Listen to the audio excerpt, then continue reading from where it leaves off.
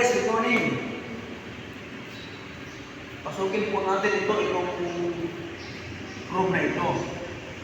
Ito ay magiging headquarters ng Immaculada Conception College at Office Unit sa leadership po ng commandant na si Lieutenant Colonel Henry Pag-ay, Infantry Philippine Army, and of course the overall supervision of our group commander ng NCR Regional Community Defense Group, Sir Command Philippine Army na walang nakundi si Colonel Ferdinand Roy Giga, Master of National Security Administration, Artillery Philippine Army.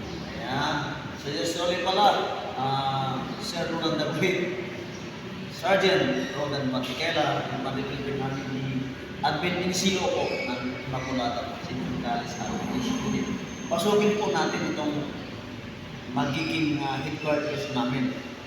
At talagang napaka-supportive po ng President po ng Immaculada Conception College at Office Unit.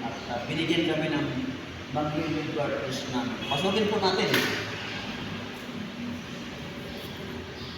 So, ito po, ayan, maglilinis po kami ngayon dito para maisita po namin yung mga tables para dito, table ng mga magiging kung sino man ang maging corps commander dito, corps commander staff. So may table po ang corps commander, dito the corps commander, the corps is-1 personnel, corps is-2 intelligence, corps is-3 operations and training, corps po the logistics, corps is-7 and for the CMO. So, malaki po ito. Ayan. So, hiwalay po kasi yung aming headquarters. Meron kaming sariling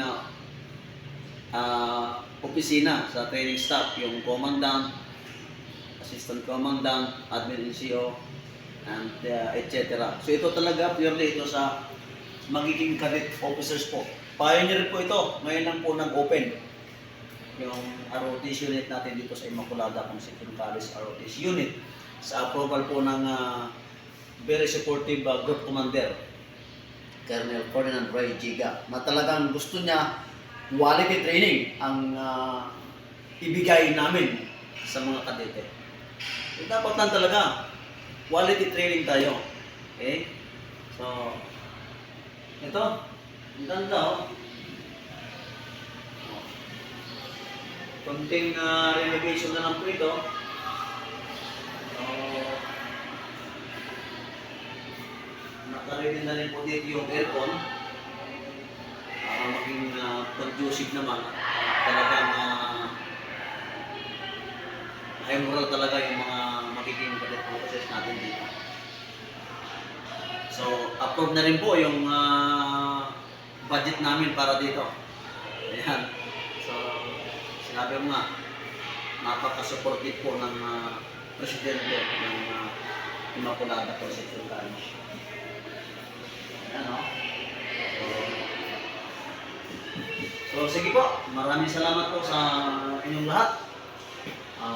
Patuloy po natin i-promote ang ROTC. No? So, mabuhay ang ROTC. Mabuhay ang Reserve Command Philippine Army. God bless all.